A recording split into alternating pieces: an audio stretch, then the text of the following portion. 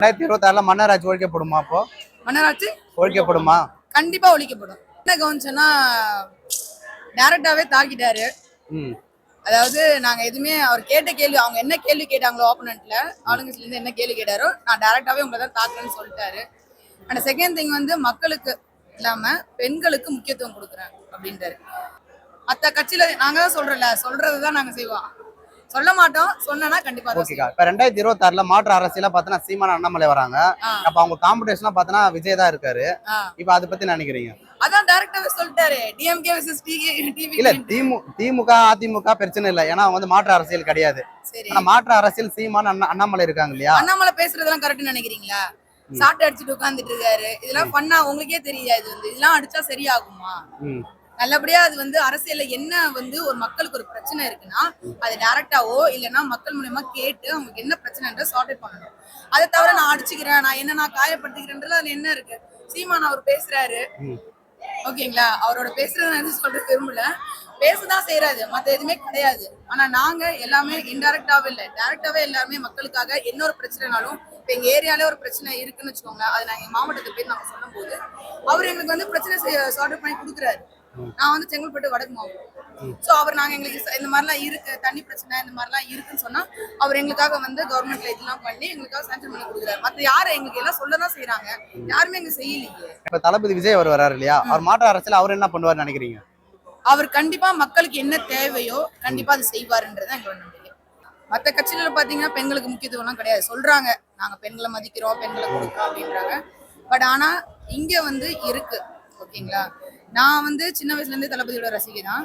நான் டிவிக்கில ஜாயின் பண்ணுவேன்னு எதிர்பார்க்கல. இவங்க சொல்றதெல்லாம் பார்த்துட்டு சரி ஒரு ட்ரை பண்ணலாம் அப்படின்னு தான் ஜஸ்ட் நான் உள்ள வந்தேன். உள்ள வந்ததுக்கு அப்புறம் தான் தெரிஞ்சது பெண்களுக்கு முக்கியத்துவம் கொடுக்குறாங்க, மற்ற கட்சியில சொல்றாங்க ஆனா இவங்க செய்யறாங்க அப்படின்றது சந்தோஷமா இருக்கு. எந்த மாதிரி முக்கியத்துவம் கொடுக்குறாங்க? முக்கியத்துவம் எல்லாத்துமே ஃபர்ஸ்ட்ல லேடிஸ்ல தான் நிக்க வைக்கிறாங்க. எல்லாத்துலயுமே நீங்க பாத்தீங்கன்னா அவங்க தான் பேனர் முதற்கொண்டு ஒரு ஹெல்ப் பண்றாங்க. மற்ற இது எதாவது பண்ணுன்னா கூட எல்லாத்துலயுமே லேடிஸ் தான் முதல்ல போய் நீங்க நில்லுங்க, நீங்க பண்ணுங்க, எங்களை கூப்பிடாதீங்கன்னு அவங்க எங்களை தான் சொல்றாங்க. திமுக ஆட்சியில அதே மாதிரி இருக்கு இல்லையா? ஏன்னா மகளிருக்கு பார்த்தா 1000 ரூபாய் கொடுத்துருக்காங்க, பஸ் வந்து ஃப்ரீயா கொடுத்துருக்காங்க. 1000 ரூபாய் இங்க கொடுத்துதான் நீங்க தான் இதுல வாங்கிடுறீங்கல்ல. அது கொடுத்தா என்ன? 1000 ரூபாய் ப்ரோ, இது வந்து 2026 1000 ரூபாய் ஒரு மாசம் என்ன ப்ரோ பத்தி சொல்லுங்க? ஒரு பேரண்ட் இருக்காங்கன்னு வச்சுக்கோங்க, ஒரு ஹஸ்பண்ட் அண்ட் ஒய்ஃப் இருக்காங்க, ஹஸ்பண்ட் இல்ல, அந்த அம்மாவோட ஒரு 1000 ரூபாய் சர்வே பண்ண முடியும் நீங்க நினைக்கிறீங்க? ஓகே. இப்ப தளபதி விஜய் அவர் வராரு இல்லையா? அவர் மாற்று அரசியல் அவர் என்ன பண்ணுவார் நினைக்கிறீங்க? அவர் கண்டிப்பா மக்களுக்கு என்ன தேவையோ கண்டிப்பா அது செய்வாருன்றதான் எங்களோட நம்பிக்கை. ஓகே. இப்ப தளபதி சொல்ல மாட்டோம், சொன்னா கண்டிப்பா செஞ்சிருவோம், அவ்வளவுதான். இந்த பொதுக்கூட்டத்துல பாத்தீங்கன்னா ஒரு சில தீர்மானங்கள் நிறைவேற்றப்பட்டதா சொல்றாங்க. என்ன மாதிரி தீர்மானங்கள்? இப்போ தீர்மானங்கள் பாத்தீங்கன்னா இப்போ எப்படி சொல்றது, இப்போ நாங்க அந்த இதுக்காக பாத்தீங்கன்னா அந்த பரனூர் சொல்லியிருந்தாங்க, அது எக்ஸாம்பிள் எடுத்துட்டீங்கன்னா அது வரக்கூடாதுன்னு அவ்வளோ தடை பண்ணாங்க. ஒரு பிளேஸ் கூட கொடுக்கல. ஏன் கொடுத்தா என்னவா? ஏன் எங்களுக்கு ஒரு சான்ஸ் கொடுத்தா என்ன? ஏன்னா நீங்க ஏன் பயப்படுறீங்க தான் என்னோட கேள்வி. 2026 தேர்தல் மக்களுக்கு என்ன சொல்ல விரும்புறீங்க? மக்களுக்கு என்ன சொல்லணும்னா கண்டிப்பா தாவேகாக்கு சப்போர்ட் பண்ணுங்க. அண்ணன் அப்பான்றாங்க, அப்பா வந்து பிள்ளையெல்லாம் பாக்குறது கிடையாது, ஓகேங்களா? மக்கள் என்ன கேள்வி கேக்குறாங்கனாக்கா அப்பா போய் சரக்கு ஊத்தி கொடுப்பாரான்னு கேள்வி கேக்குறாங்க இல்லையா? ஆமா, அத பத்தி சொல்ல வரேன். அத பத்தி ஆமா, நீங்க எதுல வந்து உங்க ஆட்சி ஓடுதுன்னு சொல்லுங்க பாக்கலாம். எதுல ஓடுது? டாஸ்மார்க்ல தான் ஓடுது. டாஸ்மார்க் உங்களால ஸ்டாப் பண்ண முடியுதா? நீங்க சொன்னீங்க டாஸ்மார்க்க ஸ்டாப் பண்றோம் எங்க, ஆனா கடை எக்ஸஸா தான் போயிட்டு இருக்கு. எத்தனோட மக்கள், எத்தனோட வாழ்க்கை, எவ்வளவு பேர் இறந்துருக்காங்க, எவ்வளவு டாஸ்டிக் ஆகுறாங்க, குடிபோதையில இதாகி அதால அவங்க பண்ற தப்பே தெரியாம இருக்கிறாங்க. அதெல்லாம் ஸ்டாப் பண்ணா எப்படி பண்ண முடியும்? நீங்க ஒரு மாற்றம் கண்டிப்பா வேணும்னு நினைக்கிறீங்க, உங்க வீட்டு பெண் குழந்தைங்கள வயசான முதல்ல இருந்து சின்ன பிள்ளைங்க வரைக்கும் சேஃப் அண்ட் செக்யூரா ஃபீல் பண்ணணும்னு நீங்க நினைச்சீங்கன்னா தாவேக்காக ஓட் பண்ணுங்க, கண்டிப்பா சப்போர்ட் பண்ணுங்க, நாங்களும் உங்களுக்காக இருக்கோம். காசு வாங்கிட்டு ஓட்டு போடுறாங்க இல்லையா? அத பத்தி என்ன நினைக்கிறீங்க? காசு வாங்கிதான் அது அவங்களால அது மட்டும் தான் பண்ண முடியும். ஜென்யூனா இருக்க பர்சன் காசை வாங்கினாலும் சரி வாங்கினாலும் சரி யாருக்கு ஓட்டு போடணும்னு அவங்களுக்கு தெரியும்.